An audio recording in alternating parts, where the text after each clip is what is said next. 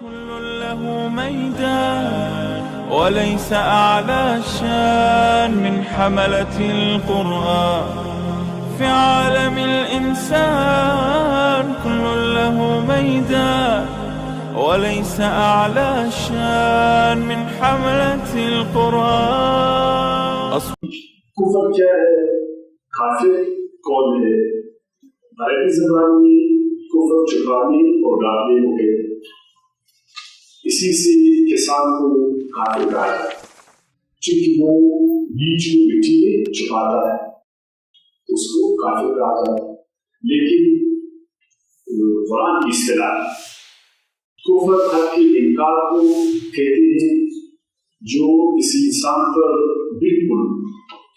دلیل برہان کے ساتھ واضح ہو چکا ہو اور وہ شخص جانتے بوجھتے اس حق کا انکار کرے اپنی مرضی سے اور رضا و رغبت سے، جس طرح کی سورہ بقرہ کی آیات 89 میں اللہ تعالیٰ فرماتے ہیں فَلَمَّا جَاءَهُم مَا عَرَفُوا كَفَرُوا بِهِ، جب ان کے پاس حق آیا اور انہوں نے اس حق کو سمجھا جانا، اس کے باوجود اس کا انکار کر گئے۔ یا جس طرح سورہ نحل کی آیات 106 اللہ تعالیٰ فرماتے ہیں من شرح بالکفر صدر غضب من اللہ ولہم عذاب عظیم، جو دل کھول کر انکار کر گئے، ان کا سینہ کے لیے بالکل کھلا ہوا، جانتے بوجھتے اپنی رضا و رغبت سے، ارادہ و اختیار سے، یہ کفر۔ اسی لیے اللہ نے کہا کہ ان پر خدا کا غضب اور وہ عذاب عظیم سے دوچار ہو۔ یا اس طرح سورہ محمد کی آیات 32 میں ان الذین کفروا، بے شک جن لوگوں نے کفر کیا، انہوں نے لوگوں کو اللہ کی راہ سے روکا، نبی صلی اللہ علیہ وسلم کی مخالفت میں وہ حد سے گزرے، تو آگے فرما ما تبین لهم الهدی، اس وقت جبکہ ہدایت ان پر بالکل واضح ہو چکا، جانتے بوجھتے لوگوں نے حق کا انکار کیا۔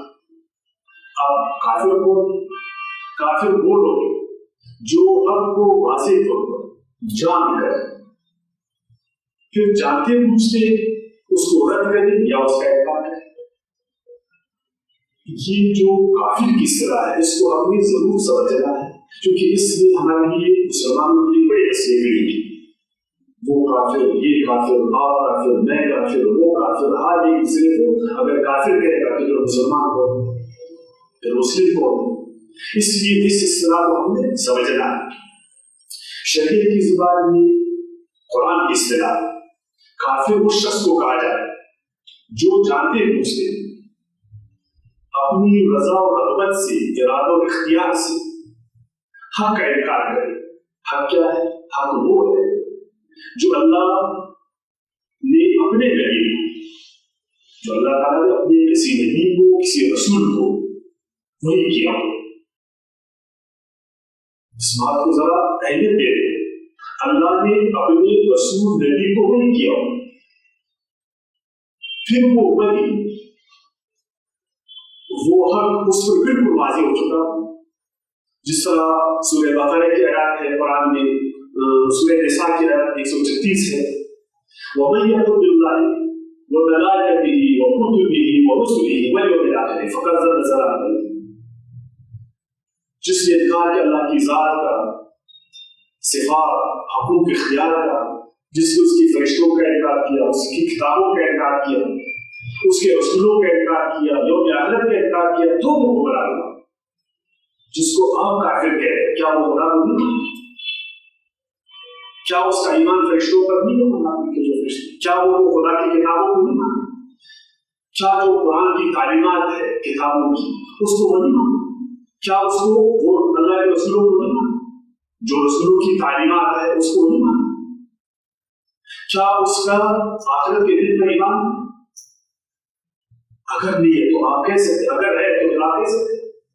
تو آپ نہیں کہہ سکتے۔ یا جس طرح سورہ فرقان میں اس کی آیت 55 میں اللہ تعالیٰ فرماتے ہیں وَقَالَ الْكَافِرُ عَلَىٰ رَبِّهِ ظَهِيرًا، وہ تو بالکل خدا کے مقابل میں کھڑا ہوا ہے، اس کی مخالفت میں ڈٹ کر کھڑا ہوا ہے۔ تو کیا ایسا جس کو آپ کافر کہتے ہیں وہ خدا کے مقابل ایسے ڈٹ کر کھڑا ہوا؟ کیا اس کی ایسی مخالفت کرتے؟ اللہ کے رسول کے مخالفین ایسا ہی کرا ہے. یا جس طرح سورہ مائدہ میں آیات 44 میں وَمَن لَمْ يَحْكُم بِمَا أَنزَلَ اللَّهُ فَأُولَٰئِكَ هُمُ الْكَافِرُونَ, جو اللہ کی شریعت پر, اس کے دین پر جو اللہ تعالیٰ نے نازل کیا اس پر وہ فیصلے نہیں کرتا جان بوجھ کر, ڈکائی کے ساتھ جان بوجھ کر فیصلے نہیں کرتا, اس کے خلاف ہو کر, اس کو آپ کافر کہیں گے. تو لہذا معلوم ہوا کہ کافر آپ اس کو کہہ سکتے ہیں جو اللہ تعالیٰ کو اپنا خالق مالک حاکم نہ مانے, اس کی ذات کو نہ مانے, اس کی صفات کو نہ مانے, اس کے اختیارات کو چیلنج کرے, اس کے حقوق کو نہ مانے, اس کے دین شریعت کو نہ مانے, اس کی کتابوں کو نہیں مانے, اس کے رسولوں کو نہیں مانے, فرشتوں کو نہیں مانے, آخرت کے دن پر اس کا یقین نہیں, ایمان نہیں, پیغمبروں کی اطاعت کا انکار کرے, اللہ کی اطاعت کا انکار کرے, اور جو کتابوں کی تعلیمات ہے اس کا وہ انکار کرے, یا وہ خدا کی اطاعت کو چیلنج کرے, پھر آپ اس کو کافر کہیں گے. اب دوسرا سوال ہم نے بتایا کہ جس کو حق پہنچا اس کو آپ کافر کہتے ہیں, جس کو حق نہیں پہنچا اس کو آپ کیا کہیں گے. ابھی تو وہ قرآن کے نام سے واقف نہیں, آخری نبی کے نام سے واقف نہیں, بلکہ کسی بھی کے نام سے واقف نہیں. دور کہیں جنگلوں میں ایسی جگہوں میں وہ رہتا ہے جہاں پر حق اس کو پہنچا نہیں, یا وہ شہروں میں رہتا ہے تو اس کو حق پہنچا نہیں, تو اس کو آپ کیا کہیں گے. یقیناً آپ اس کو کافر تو نہیں کہہ سکیں گے, مگر آپ اس کو مسلم نہیں کہہ سکیں گے, اس لیے کہ مسلمان مومن وہ ہے جس نے حق کو مانا ہے, حق کو تسلیم کیا ہے, اس نے حق کو تسلیم اس لیے کہ حق اس تک پہنچا نہیں, تو لہٰذا آپ اس کو غیر مسلم بولیں گے. اس کے لیے جو اصطلاح استعمال کریں گے غیر مسلم, جس کو حق نہیں پہنچا اس کو آپ غیر مسلم کہیں گے, جس کو حق پہنچا واضح طور پر اور اس نے واضح طور پر اس کا انکار کیا